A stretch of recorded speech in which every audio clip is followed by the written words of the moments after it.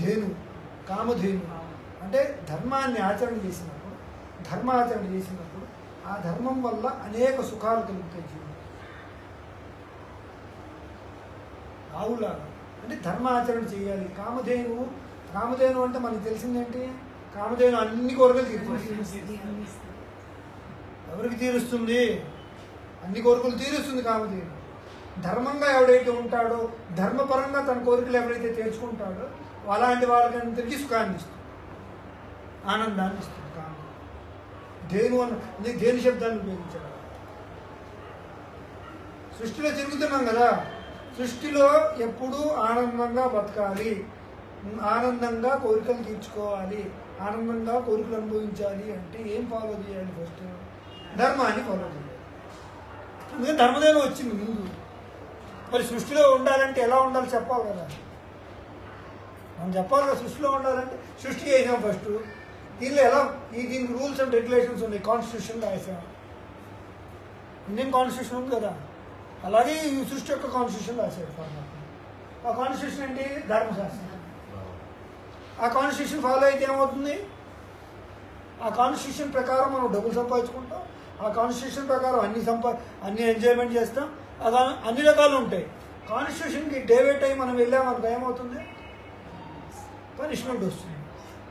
అధర్మం చేస్తే జైలు వేస్తుంది, అక్కడైతే నార్మల్గా వేస్తుంది. ఇదే తేడా అని ఫస్ట్ చెప్పింది. ధర్మం కామధేను అన్ని కోరికలు తీరుస్తుంది.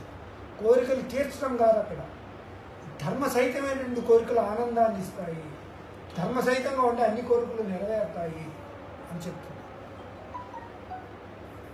అలా తర్వాత కల్పవృక్షం, అది కల్పం అంటే కాలము, ఇన్ని కల్పాలు. వృక్షం అంటే శాఖోత్సాహులుగా ఈ కాలం అనేది అంటే కాలచక్రం అన్నమాట. కల్పవృక్షం అంటే ఇన్ని కల్పాలు ఉన్నాయి. కల్పం ఈ మహాయుగాలు, కల్పాలు, మహాకల్పాలు,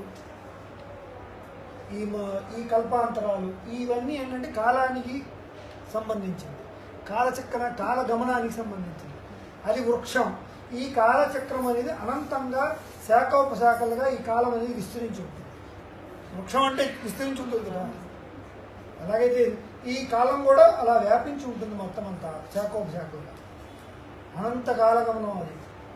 ఈ కాలగమనంలో ఉన్నప్పుడే కదా, ఈ కాలంలో నడుస్తున్నప్పుడే కదా, కొంత టైం ఉంటేనే కదా ధర్మం చేయాలా, అధర్మం చేయాలా, కోరికలు తెచ్చుకోవాలా లేదా, ఈ కొంతకాలం బతికితేనే కదా మనం చేసేది. మన కాలం లేకపోతే ఎక్కడ బతుకుతాం? నేను 100 సంవత్సరాలు బతికాను అనుకోండి. 100 సంవత్సరాలు అంటే నేను ఏ గమనంలో లెక్కేసా? కాలగమనంలోనే ఇంకా లెక్కేసింది. నేను 100 సంవత్సరాలు ఆయుద్ధాయం 100 సంవత్సరాలు 100 సంవత్సరాలు అన్నప్పుడు ఆ కాలగమనమే కదా అలా ఆయుద్ధాన్ని లెక్కేసేది. మీకు 100 సంవత్సరాలు, ఆమెకు 100 సంవత్సరాలు అనుకున్నాం. అప్పుడు ఏమవుతుంది? అది ఆ కాలగమనంలో మనం చేయాల్సిన దాన్ని నిర్దేశం చేసింది కల్పవృక్షం. ఆ జీవితం అనేది లేకపోతే ఏమి ధర్మాచరణ లేదు, కర్మాచరణ లేదు, ఏ ఆచరణ ఉండదు.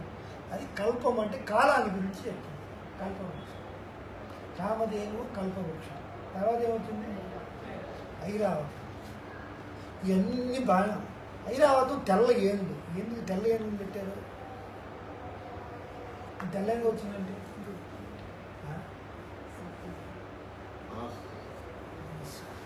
ఇంకా తెలుపు శాంతికి చిహ్నం. ఓకే, అన్నీ కరెక్టే.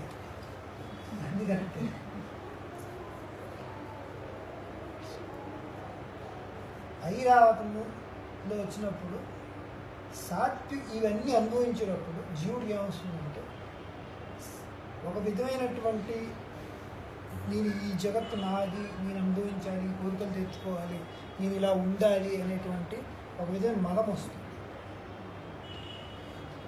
దాన్ని సాత్విక అహంకారం అంటారు. సాత్విక, రాజస, తామస అహంకారాన్ని భగవద్గీతలో 3 అహంకారం గురించి కృష్ణుడు చెప్పాడు. అంటే దానికి ఏంటి? ఇది నాది, ఇది నాకు, ఇది నా వాళ్ళు అనేది ఎప్పుడైతే వస్తుందో అహంకారపూరితం. అంటే సాత్వికంగా ఉంటుంది. అంటే సాత్వికంగా ఉంటుందంటే ధర్మపరంగా ఉంటుంది. కోరిక. ధర్మపరంగా ఉన్నట్టు సాత్విక అహంకారం అంటారు. అధర్మపరంగా ఉంటే రజోస్తమస్సులతో కూడి ఉంటుంది. ఆ అహంకారాలు వేరుగా ఉంటాయి. ఈ అట్లీస్ట్ బెటర్ అన్నమాట. ధర్మంని డివైడ్ అవ్వకుండా సాత్వికంగా ఉంటుంది.